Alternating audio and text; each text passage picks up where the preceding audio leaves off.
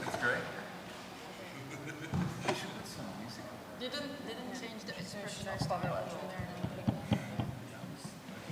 Yeah.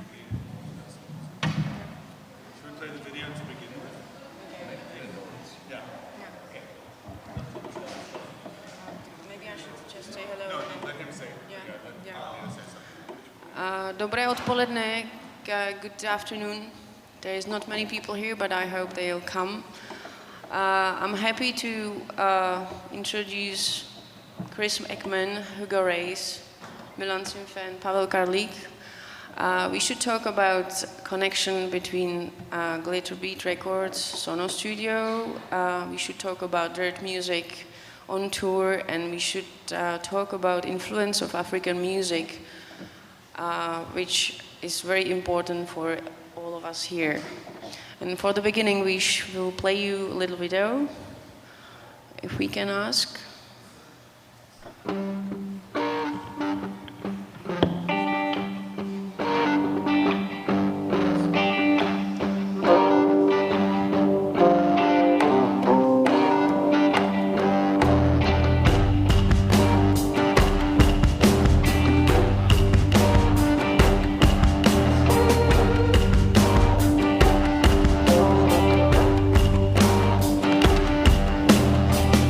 Everybody loves the goodness tonight.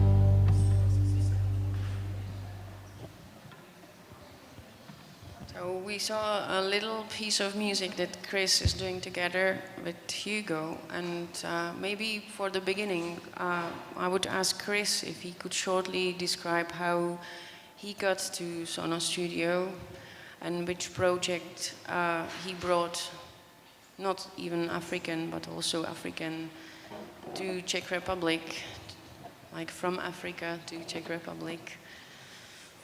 I think the first time I worked at Sono Studio was not with Dirtmusic, but was with a project with a Norwegian band called Midnight Choir. They were quite well known in the 90s in Norway, and we came there for 2 weeks and made an album. And then it wasn't for some years, but about 5 years later, Hugo and I came back at the very beginning of Dirtmusic. We were actually doing our first tour, and yeah, the idea was we wanted to make an album while we were doing the tour, and we were coming through, I think we were playing in southern Germany somewhere, or near Dresden. And so it was kind of on the ley lines, you know, I contacted you again, and then you also put us in touch with Milan, and we came for 3 or 4 days and made a very stripped down, spare, acoustic singer-songwriter record. I think it was 2007? Yeah. 7. And then you brought some also African projects which were recorded not always in Sono Studio, but you also recorded in different places, but then you send it for mixing or mastering. Well, the first thing that we brought there that had been done in Africa was this, what we just saw. This was an album called BKO. Hugo, myself, and Chris Brokaw went to Bamako, Mali, to collaborate with a band from the Sahara, Tuareg band called Tamakrest. And this project we brought in to to mix. Yeah. Maybe you can say something about Really? it. You don't have to. Yeah. Oh God, yeah, it works. Yeah, we, Chris Brokaw and myself, we were in Mali to record a record, and we recorded it very rough. We recorded it on equipment that we found there.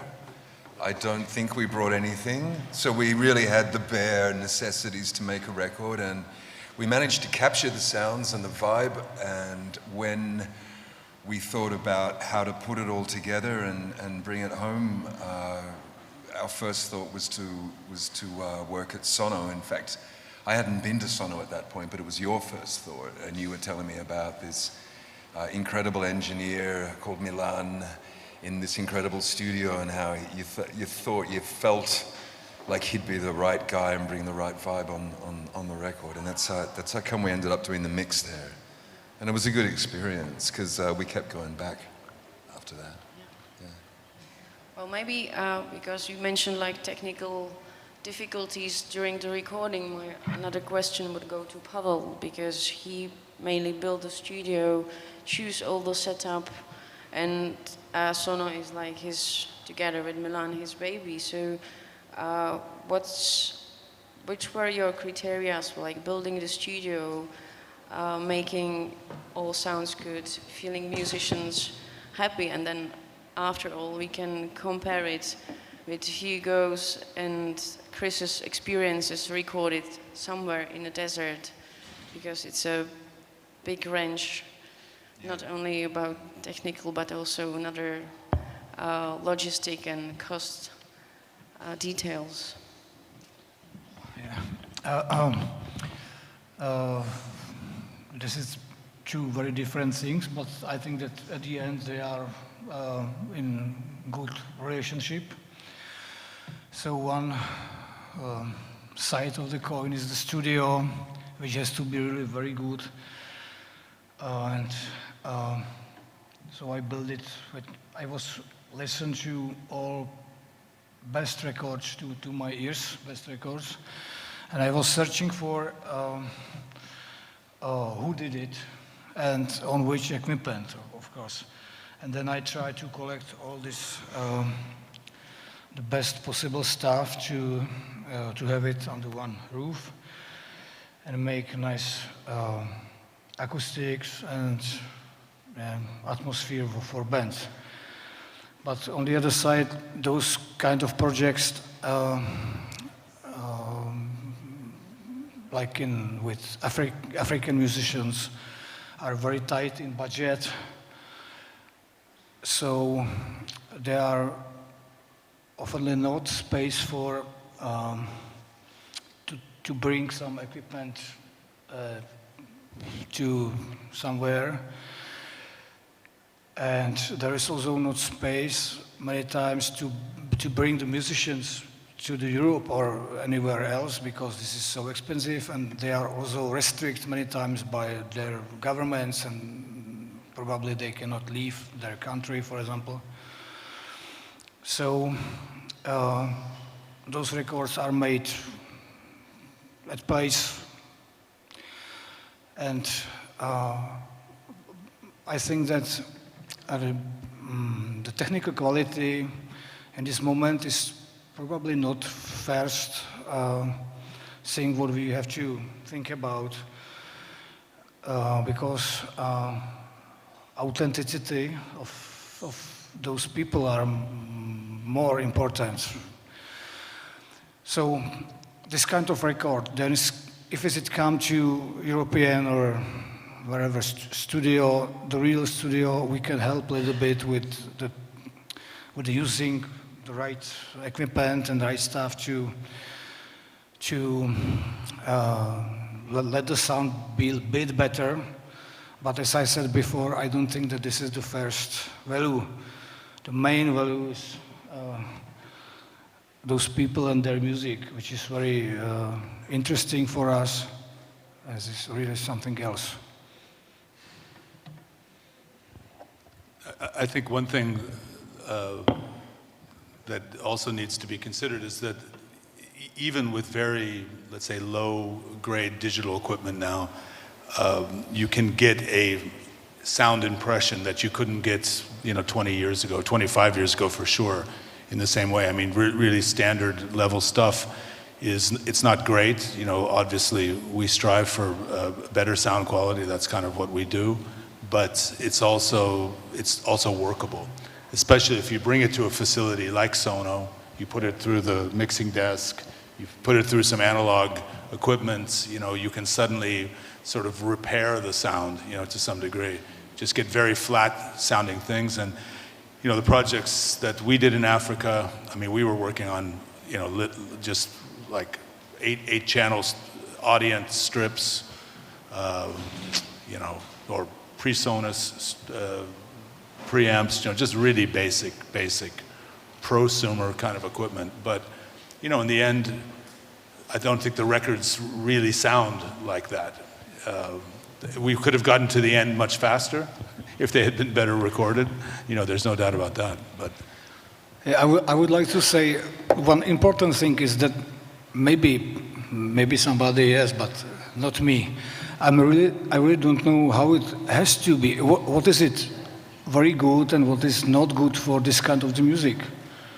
Because, I can recognize if the new Gabriel's record sounds really very good and the other band not. But this is the place where we have some measurements, but with some African band, nobody really knows. We don't want to change it so much. We only want to make really nice photo, if I can use this. Yeah, if we have a good equipment in the beginning, it's possible. But if not, which is something necessary because you want to get this vibe and this originality, so you have to make a compromise with the equipment. Anyway, the record doesn't exist. So, for example, what the song what we hear, there is a very bad record, the drums in Mali, resampled by old Ludwig stuff from our studio. And for example, as you remember, there is some djembe recorded with very bad microphones. So this is Mali djembe resampled in Czech by Thanks, djembe Milan. from I'd Senegal. forgotten all you know. about that. I You don't thought we know. were actually hearing our real sounds there. Yeah, I tried to make it like a real sound, yeah, to keep the performance, you know. Yeah, the performance. Don't you change the managed to character, keep but just all add the something dynamic. quality. Yeah. And did you blend the original like djembe sound with the sampled djembe sound? It was a combination of the two sounds. I did a sample of my own djembe, Yeah. the boom bottom, Yeah. and from the top clapping. Right. And I split the track of original djembe into the two tracks. Yeah. And I resampled top with one sample and bottom with Yeah. the second sample. Yeah, and the same thing with the drum kit. Same thing with the drum kit. Yeah, because the drum kit that we recorded on was really incredible. I hadn't seen a drum kit like that since I was 11 years old. I mean, it was just, the skins were broken. For example, you had not strings on the bottom of snare. We didn't have a snare skin, and we couldn't get one in Even Bamako. you had not snare. It was a tom, I think.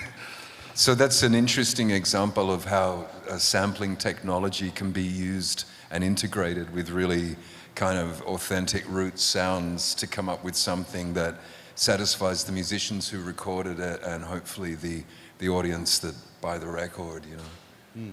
It's actually a fascinating process, and we did something similar with the records we made in 2012 in Mali because we had similar limitations. We had a slightly better studio, but we had a lot of background noise. We had crazy old school solid state amplifiers. I mean, yeah, everything was buzzing all the time, and a lot of that hiss and buzz became part of the atmosphere of the record, and it's always there in the background like radiation. And it's funny because when you listen to something like that, after a while you tune it out. You don't. It's like when you live on a busy road and there's cars going by all the time. You know, after you've been there for a week or two, you don't hear it anymore. So when we get too crazy about our sound being really, really clean, you know, sometimes we forget that fact.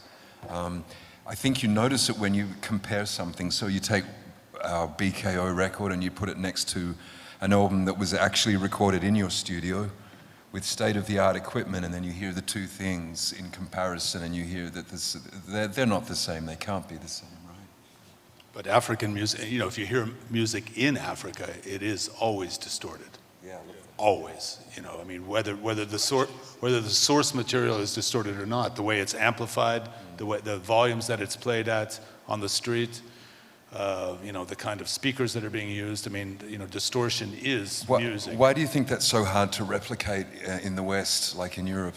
Yeah, because you can't. Because we design equipment basically to have clarity and clean things up for the most part. I mean, of course, we know the examples where that's not true, but if you say it on preponderance of it, how it's done, it's done like that. I mean, the first time I saw this band from Congo, Kanono No. 1, and they came with their own speaker system from Congo, just because the music does not sound correct if you put it in the PA, directly from their mabiras and things like that. They first went into their system, and then they mic'd their system off the stage. And do you remember what their system was? It was just these kind of, you know, like air siren kind of speakers. Yeah, right. Yeah, without boxes, kind of like No loudspeakers. boxes, no boxes, Yeah, just loudspeakers, yeah, straight up right. loudspeakers. They sound really good, those things on Yeah, vocals. Distortion. Yeah, everything's Yeah. distorted, but that's how, you know, that's the equipment itself determines the aesthetic, actually. Yeah. And you change the equipment, and suddenly the aesthetic is really radically altered. Yeah. Most of the time, probably not for the better. Yeah, because it affects the musician's performance. If their voice isn't coming out as a distorted howl, they don't feel the same sense of power. You know, they can't convey the same depth of emotion. They need to hear it coming back. Yeah, it's interesting. The more I think about it, but I'd forgotten that you resampled those drums. It's a long time ago, right? But the African musicians are still very pure. So they have not money for a real amp, for example, so they are still using old transistor or tube radio instead of amplifier designed for guitar. Yeah. And these things make a lot of scratches in there. Yeah. Yep. That song that we heard, I mean, that's a really good example of how the equipment determines the aesthetic. There's the guitar that I'm playing that opens the song. I mean, we really liked the sound of this. We were like, wow, that's a really interesting sound. And there was 2 speakers on the amplifier, and the microphone was in front of one of the speakers, and we only noticed the next day that speaker was dead. So actually the mic was not getting really any direct signal at all. It was only getting bleed from the other speaker, which created a very, very special. But of course we promptly, as Europeans, Americans, we promptly replaced that amp and got the right one, but probably for worse results. Yeah, sometimes I think that we are trying to find the best sound what we can, but I mean that not as good sound should be very nice, because very nice too, because it's letting your fantasy to imagine what it should be. This is a little bit like book. Because if I'm reading book, you can imagine the area or actors or whatever. But if the music is very well mixed and sounds very well, it's really done. So it's more similar like film for me, because everything is like it is. You can see it very well. But sometimes the voice record let me think that there is something more than really is, because it's let the people fantasy to be open. More space for fantasy. So we'll play one more song. No? I'm going to play another example of what we did there.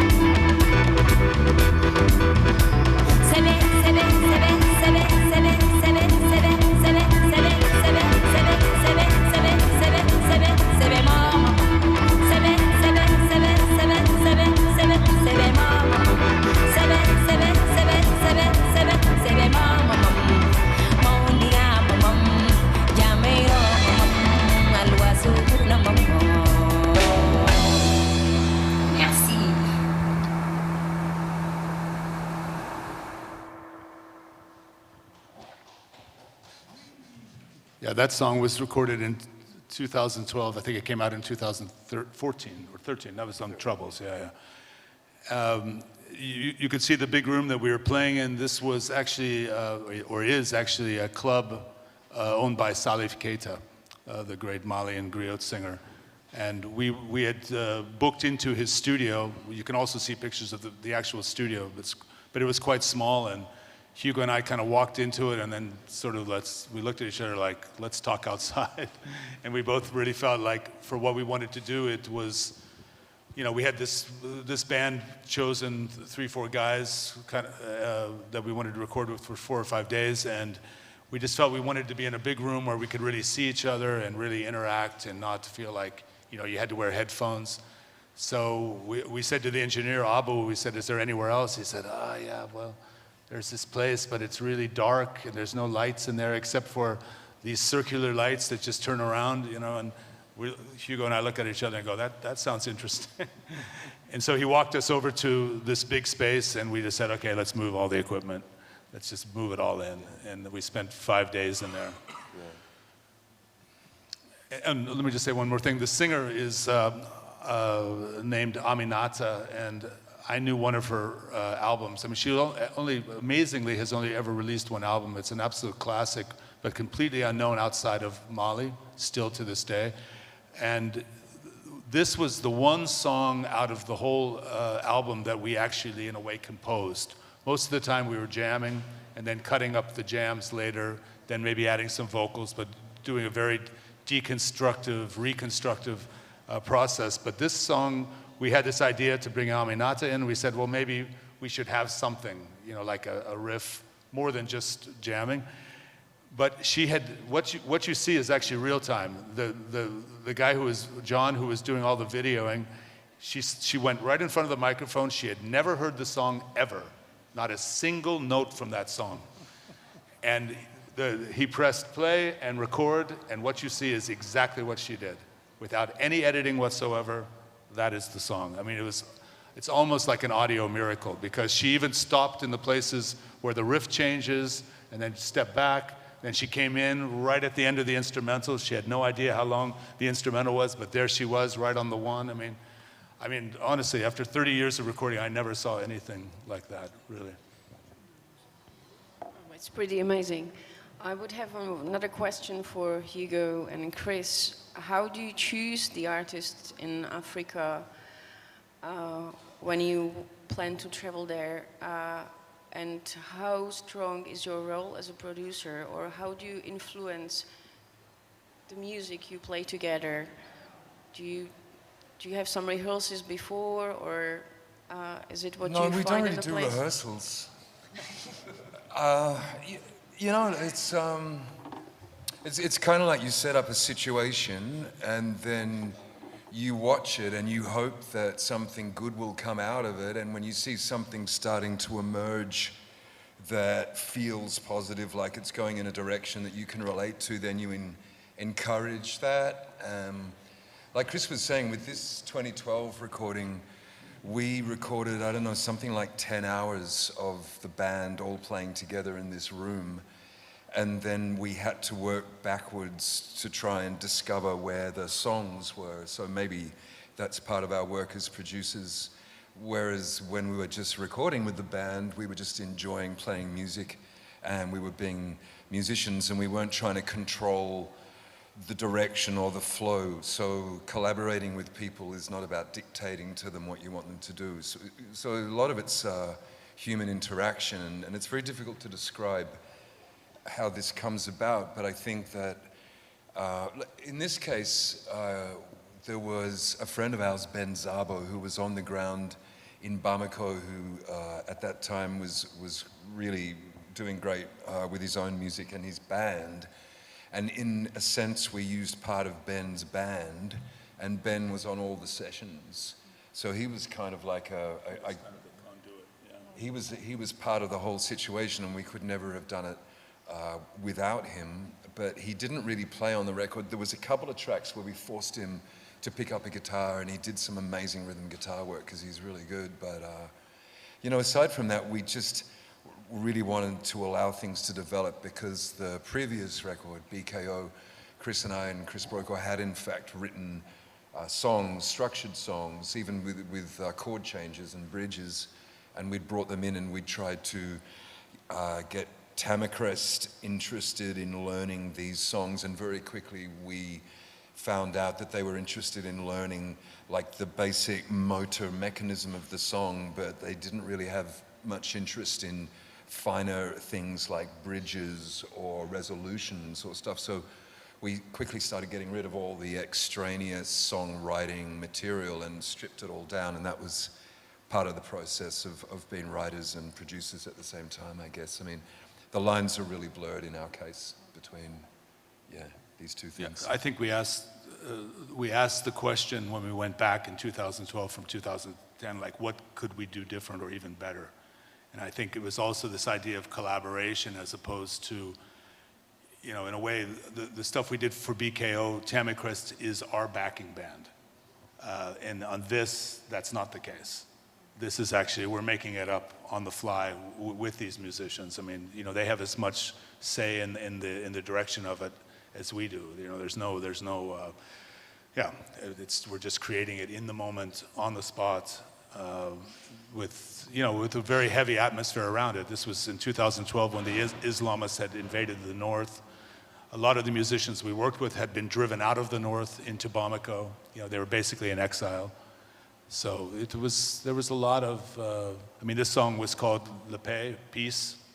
It was about, it's about the situation that was really happening also in real time when we were making the record. So one more question, again for Chris and Hugo, or maybe you, Chris, because Chris has a perfect label called Glitterbeat, and you're focused mainly on African music. Maybe it would be interesting for people here if you could describe what does it mean to bring African band for a tour or for a recording in a proper studio, because there's a lot of things that maybe people cannot imagine, because for us it's usual to travel wherever we want to and it's everything easy, but bringing the band here, I remember a lot of stories from Tamacrest, because you planned to record it with Milan in Mali, but then the war started and you have to bring them with Peter Weber to Europe finally. So if you could tell. Yeah, you have big issues. Visas are probably the fundamental one. The record that they did, their third record is called Chatma, and this was the one we did at Sono. And that one was fortuitous in the sense that we actually recorded the album at the end of a long tour. They had done a 5-week tour in Europe, and so then they just went from the end of that to Sono. But when it came to do the following record, Kidal, their Schengen visas had expired, and there was no way to get them to Europe, actually. There was no concerts. You can't really get somebody to Europe just to record. It's very difficult. They're not going to necessarily sponsor you for that. So yeah, there were a lot of issues like that. There's a lot of financial issues. It's a very unfair business this way. This puts a lot of liability on bands from lots of places in the world, but places like Africa especially, because generally most of these bands don't have any personal funds. They don't have money to fly to conferences like Womex or Eurosonic. They can't play that part of the music game unless they really have a benefactor. And labels, we can do something. We try to do what we can, but given the music market what it is, it's also tough for us too. So it becomes just increasingly difficult, especially now, in the world with things like the political changes in America. The visa situation there is, basically a fucking nightmare now. The UK is also the same. The WOMED Festival, which is long running, 35 years, over a 30-year period, they almost never had a single band denied because of visas, because they had this special cultural status as a festival. Last year, there were 3 bands that didn't make it because of visas. This year, there'll probably be twice that many. It's a very bad sign. We're moving exactly the wrong direction, And it becomes more and more, even for a label like that I have, more and more we think about this in terms of what artists we decide to work with. It becomes extremely costly and takes huge risk to work with a band from the desert in Niger. Despite the fact that the music from there is absolutely outrageously wonderful. You just don't, you're really put into this situation where you have to make very, very hard choices. And they're not choices you want to make, but money dictates, unfortunately, some of those kind of choices. Maybe we had a few experiences that some of the bands were trying to escape from Africa as a band for recording. Did it ever happen to you with the Glitterbeat, or from their country to Europe? Run away. Yeah, like run away. Yeah. So they booked this. A lot of athletes. Yeah. They are pretending to be bands, and they are trying to get some inviting letter from our studio, and this is poor people. And it's not real. The band is not real. We are fraudulent letters to Sono Studios saying. Yeah. This is also dangerous for us, because once you make this invite letter, then all those people are under your response. Yes. So we are asking, what is it called? The embassy sometimes, and these are fakes every time, No bands only try to run away over the border. Yeah, it's very unfortunate in a time when corporate music power is just increasing and everything's moving over to streaming. It's kind of like several things are happening at the same time that are denying access of bands to their audience all around the world, and it's based on other considerations. It's got nothing to do with the people or the music. So this is really counterproductive, but Yeah. So I would go to the happier side. Milan is a sound engineer, but also is a drummer. Milan, could you And a bass player. And a bass player, sorry. And no drummer. No, he's the bassman, no drummer. Milan, could you tell us how did it happen that you started to play with Dirtmusic and tour with them this year, and how African music influenced your playing of drums? Yeah, this is maybe 20 years ago. Man who calling Ivan Prokop invited me and some young girl to Africa Festival to Würzburg, and there I had a chance to first time to touch African music very, very close and get it in, because 3 days just the African music, and I didn't know so much about African music before. And these 3 days, I think, slightly changed my life and my feeling of the music, and I start to care about what is the djembe, what is the darbuka, how is the shakers, and I start to slowly buy the instruments and start to play, and first as a percussion player for different kind of instrument, mostly from Africa. I've got also doll from India, but this is a little bit different technique. And yeah, I'm bass player, but I got some talents, I don't know why, to play on drums. And so in some party in Stuttgart, I had a jam session in 2 o'clock after midnight with Race, and I played on drums suddenly. So, and then we recorded some record together in the studio, me as a drummer, and I was like, okay, I feel a little bit like a drummer, but especially before this tour in the spring, I don't know, it was you or Hugo, called me, hey man, come on with us to European tour as a drummer. And I was like, oh shit, but I'm not drummer. Oh yeah, that's exactly why I call you. Because some of the drummers sometimes is playing too much and I'm not able, so this is insurance, for the sound of the band.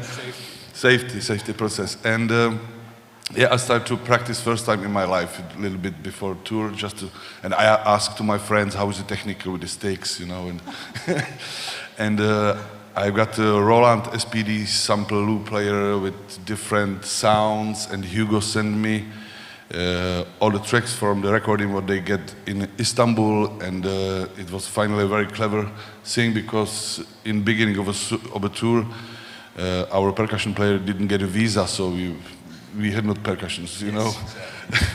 So, and I was singing when I listened many times the last record from Istanbul. Fuck, you know, there is not any drums.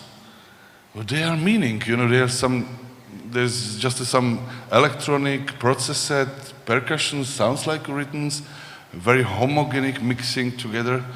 And I was like, okay, so I will try to do something. And with this feeling, I fly to Ljubljana. And then we go with me and Chris, we rent a car and we go to Sofia. This is travel for a whole day. And in the middle of the day, we got the information, oh, we are -1 people so we have no percussion player, you know. So I start to load it. Chris was driving, and I start to load it from my laptop, the tracks, and make loops of a percussions from Istanbul. And yeah, it was a kind of hard beginning, because when I go to Balkan tour with Dirtmusic, I didn't know who is in the band, what we're gonna do. We never played together before. Yeah, this is very Dirtmusic. This whole situation. Yeah, it is. I got it. This is how it's meant to be. Yeah, and first couple of days was very, very intensive, because okay, first day we traveled 9 hours from Slovenia to Bulgaria. Day after we had a 4 hours rehearsal together, 4 people. And day after you had a press conference in the morning. I was not there because I was in a hotel learning how to work with this machine. Then we had a 2 hours rehearsal, and then we had a gig online, sent that to Radio Sofia. You know, it was really, really intensive. Yeah, and now I'm starting to feel a little bit more like a drummer. You know, Dirtmusic's not a normal band. It never was. It's got something else going on. But I think it was important to me and Chris to keep it all in the family. And since you had worked on basically all of our records, and you knew our vibe, and I had seen you playing drums in the studio, so I knew that you could do it. It suddenly seemed like, well, why would we want anybody else to do it? You were already inside the sound as an engineer. So it's a little bit like Chris and I, we produce a lot of music in studios as well, and so it's an interesting, because you get to merge the role of being a musician with the role of being a producer in exactly this way, that you're sampling our multi-tracks and then you're replaying them with us live on stage, you know. I think that this is a great thing to be doing in the 21st century, you know. It's a very exciting way to approach music. Yeah, and guys, I want to thank you for this invitation for me, because for me, the European tour with Dirtmusic is one of the most beautiful summer in my world, in my life till now. Thank you. Yeah, that's gorgeous, man. Yeah, it's been cool. I don't think the internet's working. It's down. It's done. Okay. So, okay. So we wanted to play one more track, but it seems it doesn't work. But so I have one more question for all 3 of you. What's the difference between playing in front of African audience and, for example, European audience,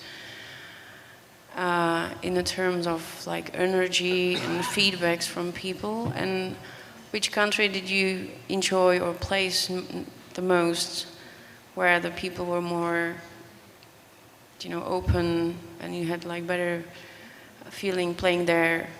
I imagine there's Czech Republic.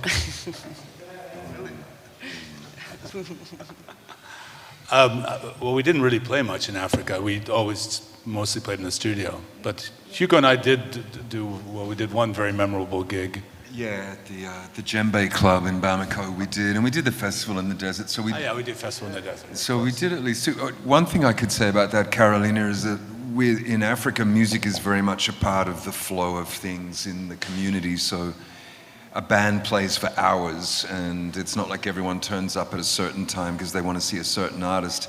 the night just goes on for hours and people come and go. So it has this casual kind of quality to it, and also everything's very distorted, which sounds very cool. And I don't know, it's difficult to get that kind of casual community integration of the music in Europe and to have everything sounding really loud and distorted. And everybody loving to be there, you know, no one's complaining about the sound. Yeah. Yeah, it's you know, you go to a wedding in well, we went to one wedding in Bamako. I mean, the musicians played 12 or 14 hours, uninterrupted. It's just a different sense. You know, you also go to concerts and people don't really clap. You know, sometimes not. You don't really know why. It's not really a thing that it's like they're not enjoying it. It really has almost nothing to do with that. Yeah, I mean, we released one live record from a great recording from the 90s from Malian guitar player Lobi Traore, and you know, there's basically no clapping at the end of songs, so it's a very odd live album. But yeah, but it's a sensational performance, and I'm sure that in the context of being there, it all made sense. But when recorded to our ears, it seems very odd that you get to the end of these songs and, you know, a full club of people and you barely have any feedback. Sometimes people yell and sometimes people sing along, and, you know, I imagine even in Africa it's different, the protocol from country to country. You know, I don't think there's no one Africa, that's for sure. Africa is a lot of different realities, a lot of different worlds. Yeah, but music's really integrated into the daily way of life in a way that it isn't in Czech Republic or anywhere else that I know. Yeah, that's true. Yes, as I could remember, one most wild gig of Dirtmusic on the Balkan was in Belgrade, because as I could remember, in the second half of the gig we got a rakia after each song, you know. It was The songs got longer. yeah, longer and longer. Okay, thank you very much. And if you have questions to Hugo, Pavel, Chris, anybody would like to ask something about African influence or recording or whatever you would like to ask. I would like to ask Chris, how do you select talent that you work with? Are you listening to thousands of records that they send you, or are you going to clubs in Bamako? You mean like? You mean for our record label? Yeah, Glitterbeat. Well, we listen to a lot of music. Yeah, in a week, you know, maybe like full things. Sometimes it's 20, sometimes it's more even. But a lot of stuff comes. In general, I like things that come through like a story. You know, you meet somebody, you talk to them, they tell you about this. You know, it's more like strange detective work. Like somebody says you should check out this, and then you go and you hear some recordings, and then, but you know, maybe you don't even end up like interested in that band. It's just like opens a door into a certain place. I mean, that's happened several times. I think it's always better when it's less business and it's more organic. I think it gives it a more solid base to start with. But we've done stuff where managers brought us stuff and we signed it. Generally, those things, I mean, we learned, and it's something that we don't do anymore. I mean, we really have to have a relationship directly with the artist. I think that's really important. It can't be like there's someone standing in the middle of it. It's fine to have a manager. That's just part of the whole relationship. But if you're only talking to the manager and never to the artist, that's probably not a good idea. I think that creates a very abstract situation. But you know, there's so much music out there that in a way, we're looking for stuff that really excites us, not that just sounds good or sounds reasonable or might work out, or, you know, if there's a lot of ifs attached to it, it's probably you already talked yourself out of it. It has to just be really exciting and vibrant and compelling, and maybe something you haven't heard exactly that way before. And I think if you're looking at music really, really in a picky way and a really, you know, we don't just jump all the time. We're very, very cautious. On one hand, not because it's financial caution, it's more like, you know, if we're not feeling emotional about it, that's the first sign that we're gonna move on. But we're not really focused anymore regionally. I mean, I think, release probably this year about half the records are from Africa. We'll release 12 records, but that means 6 others. We released a record from a Korean artist this year, one of the first Asian artists that we've done. We'll release in the fall the Turkish artist, Gayasu Akyol, Beshiga 70 from Sao Paulo, a 10-piece instrumental band, horn-driven band, a collection of singles from the 1970s, from Zimbabwe, from Stella Chiwesi, a kind of a more experimental electronic project from the UK called Fafula. So the stuff's kind of all over the place, really, you know, concept-wise. Anybody else? Okay, I think we are done. Well, thank you very much for your listening. Thank you. And enjoy of the rest of the festival. Thank you.